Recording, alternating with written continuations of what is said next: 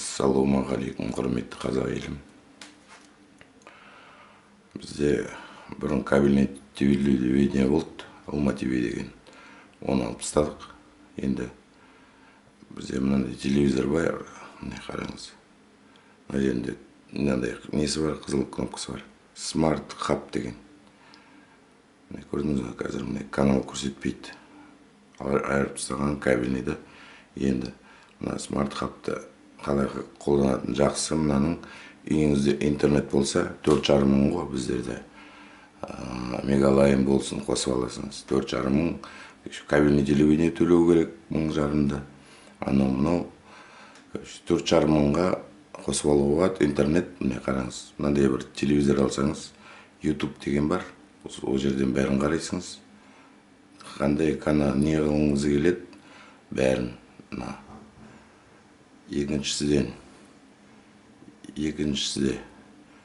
мынаның ішінде енді не қыласыңыз ғой, нені қосып аласыңыз ғой, отмет, обычный антен бар ғой, кәдімгі үйдің антені, қазақша каналдың 12 ма 13-ін көрсетеді. Сосын мына Smart Hub'та мынандай Винтера ТВ деген бар. Қараңыз, міне Винтера ТВ деген бар, ішінде орыстардікі да бар, бәрі де бар. Точка ТВ деген бар, Our Сибирия деген бар, мынандай Инкузбас деген каналдар бар.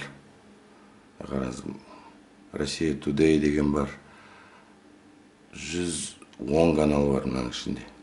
СТВ, Липецк Тайм, Лурган, Калейдоскоп, Қазақ ТВ деген бар. Қазақ ТВді ашып көрейін сізге, көрсетейін. Міне, көрдіңіз ғой, қалай істеп тұр. Интернеттен қараймыз осыны қазір. Үй семьямызды.